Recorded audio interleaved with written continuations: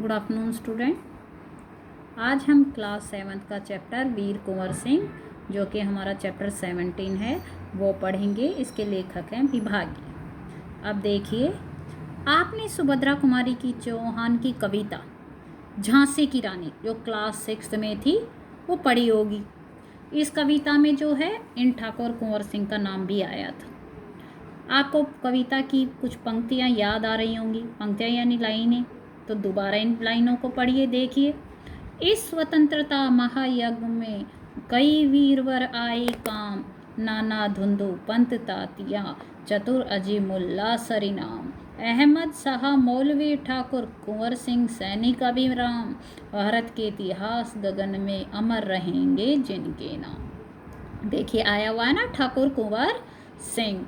अब देखिए, यहाँ स्वतंत्रता संग्राम के उसी वीर कुंवर सिंह के बारे में जानकारी दी जा रही है, जो इतिहास गगन में जिन्होंने अपना नाम अमर कर दिया और जो झांसी की रानी कविता में आए हैं, क्योंकि उन्होंने स्वतंत्रता संग्राम में भाग लिया था और अपना नाम इतिहास में अमर कर दिया।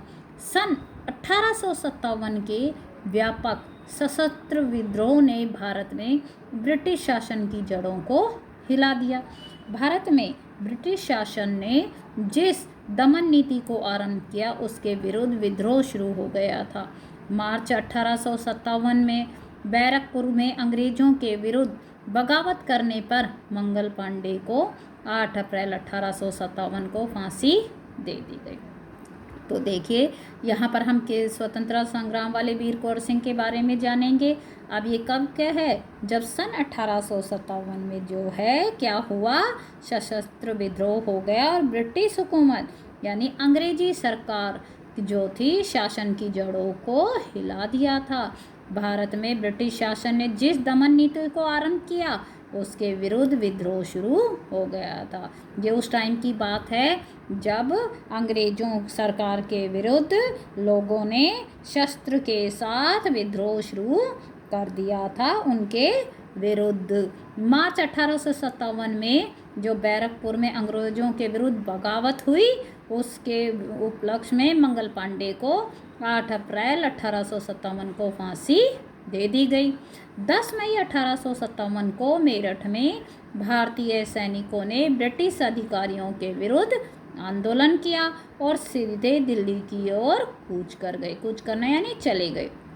मंगल पांडे को 8 अप्रैल 1857 को फांसी देने के बाद 10 मई 1857 को क्या हुआ, मेरठ में जो भारतीय सैनिक थे उन्होंने ब्रिटिश अधिकारियों के विरुद्ध आंदोलन किया और सीधे दिल्ली की ओर चले गए।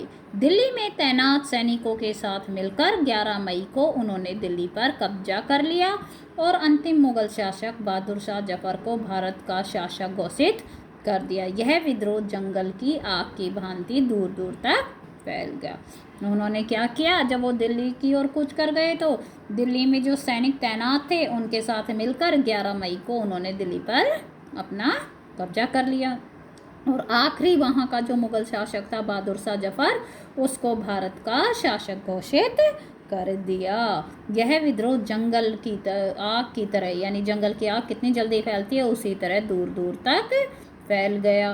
कई महीनों तक उत्तरी और मध्य भारत के विस्तृत भूभाग पर विद्रोहियों का कब्जा रहा, यानी ज़्यादातर भाग पर किसका कब्जा रहा, विद्रोहियों का, अंग्रेजी सरकारों का। दिल्ली के अतिरिक्त जहां अत्यधिक भीषण युद्ध हुआ वे केंद्र थे। दिल्ली के अलावा जहां जहां पर बहुत ज़्यादा लड़ाई हुई वो कौन कौन सी जगहें थी, कानपुर, लखनऊ, बरेली, बुंदेलखंड और आरा। इसके साथ ही देश के अन्य कई भागों में भी स्थानीय विद्रोह हुए। हर जगह पर, लोकल जगहों पर ये विद्रोह होते रहे। विद्रोह के मुख्य जो खास नेता थे उनके नाम क्या थे, नाना साहेब, तात्या टोपे, बख्त खान, अजीमुल्ला खान, रानी लक्ष्मीबाई, बेगम हजरत महल, कुंवर सिंह, मौलवी अहमदुल्ला, बहादुर कौन और राव तुलाराम थे।